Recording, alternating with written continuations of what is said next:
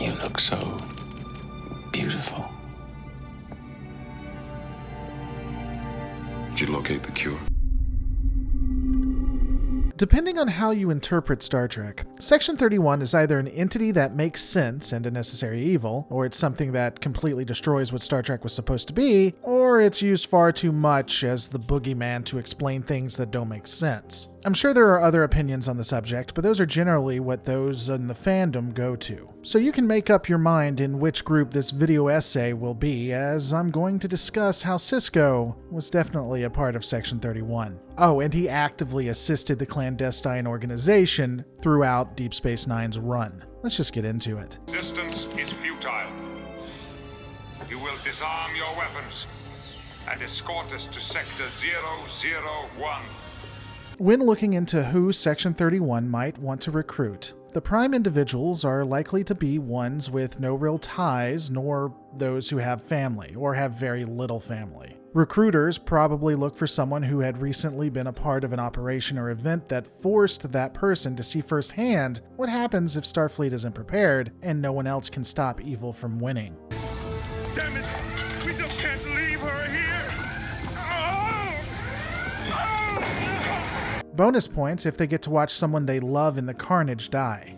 So, for instance, an officer that lost his wife to the Borg at the engagement of Wolf 359 and was now having to take care of a child by himself in an unforgiving universe might fit that bill. Add on to the fact that this officer went on to help develop a vessel that was a ship of war, and you have quite the candidate. For all intents and purposes, Sisko's background not only makes him an excellent contender for Section 31, but makes him very susceptible to their arguments. He certainly would fit a psych profile. However, being a candidate for Black Ops is obviously not enough to assume that the man is a part of it. So let's look at his placement and some of the events that he was a part of. Ironic. One who does not wish to be among us is to be the emissary. And during all of this, it is interesting that Sisko is a spiritual leader of an entire planet, a religious figure that can literally decide whether the populace of the planet join or leave the Federation.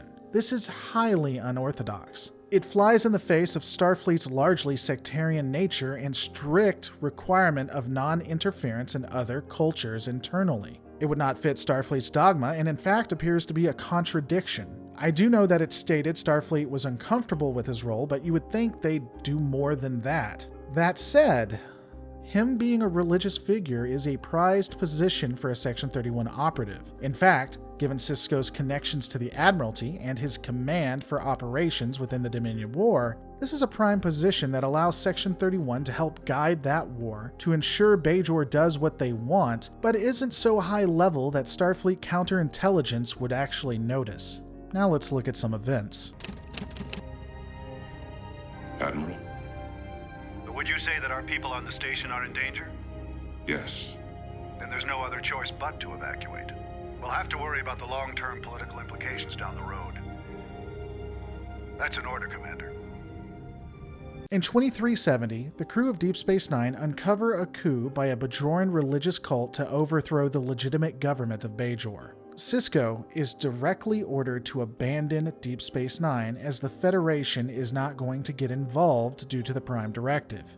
Even though he completely understood these orders, he and some of his senior staff stay behind and defend the base, at least until the cult is shown to be funded by the Cardassians. Even though he directly ignores orders and quote-unquote breaks the Prime Directive, he is still allowed to continue with his duties. And as far as I can tell, there are no reprimands.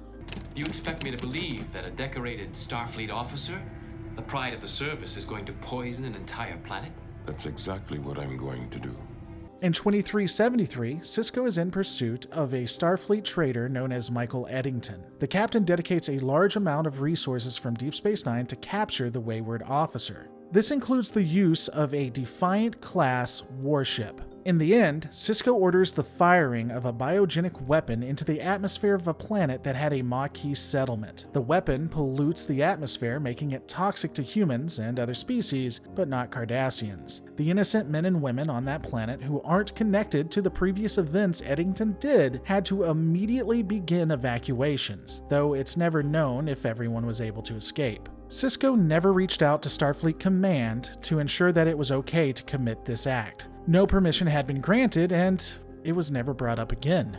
The affair was presumably sealed behind intelligence files at Starfleet Command. While some have tried to argue how righteous Sisko was in the literal bombing of a planet with a biogenic weapon, because it was simply trading planets with the Cardassians, the lack of an official inquiry and it never being mentioned in the future means that there was at least some official, high-level intervention that occurred.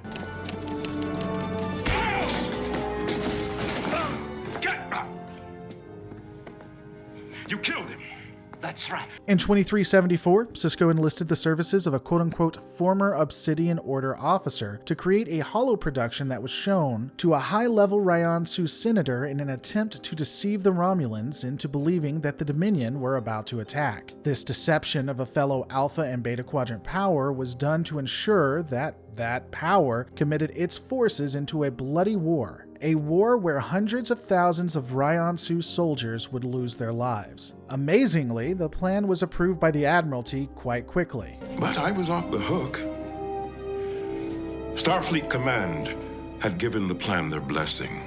An action that goes against every fiber of what a Federation officer is meant to be was approved at the top echelons of Starfleet Command. A very peculiar situation, to say the least. In the end, the Senator, his guards, and the creator of the Holo program were murdered to ensure that the Romulans believed a fake Dominion attack was inevitable. It is unknown if the quote-unquote former Obsidian Order agent worked with Section 31, or if Section 31 merely protected Sisko after the scheme had been uncovered. Though, when you think about it, it could also alternatively be that only Sisko ever knew in the end what happened. But again, if that's true, it would show why he is the perfect candidate for Section 31, if he wasn't one already, because Sisko could live with it.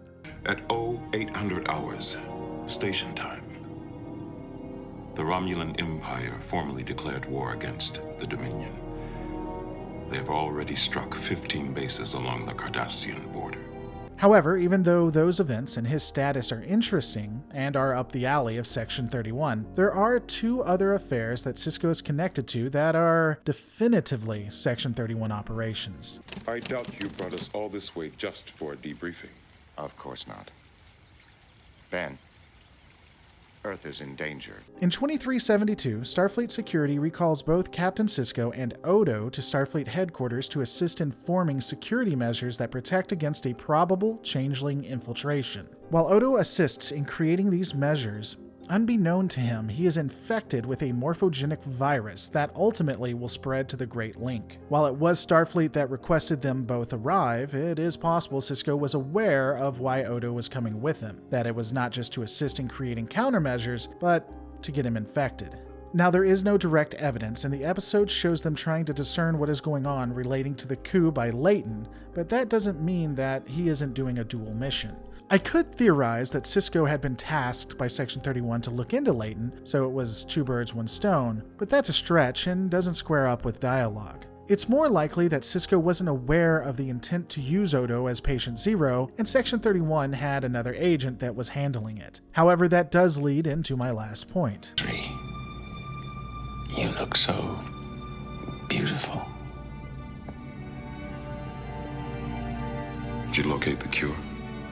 I think so. In 2375, Dr. Julian Bashir identifies the morphogenic virus and the nefarious plot by both Starfleet and Section 31. While initially being stonewalled by Starfleet Medical and Starfleet Security, thanks to certain clearances Sisko had, Bashir is able to put all of the pieces together. After being confronted by Sisko, Bashir talks the captain into allowing him to help Odo. Bashir then tricks Sloane into arriving and utilizes dangerous technology to extract the information from the dying agent. I am, of course, summarizing all of this and making it more simplistic, but it meets our purposes. It's really all you guys need to know.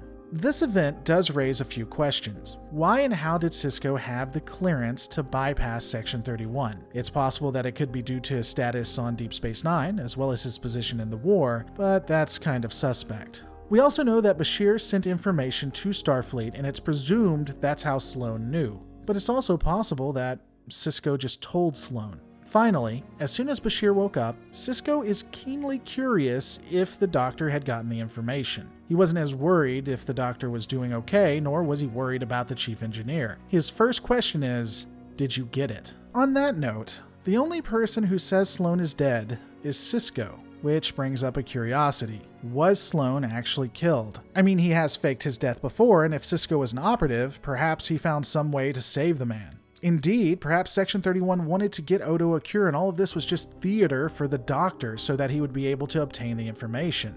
Remember, even after this, the Federation would not give the cure to the Dominion, so again, they're getting what they wanted. Section 31 has also had superior technology, so it's not like they couldn't have saved him. As I'm sure some of you are now beginning to comment below, everything that I've presented at the moment is speculative and circumstantial. One or two of these events by themselves is suspect. However, how many times are these coincidences going to happen before we say there's something there? But I'll be honest, the real question is, what are your thoughts? Is there anything else that Sisko has done that makes him likely to be a part of Section 31? Has he done anything that exonerates him? Let me know in the comments below. And don't forget, all of our lives are a story. Make yours a good one.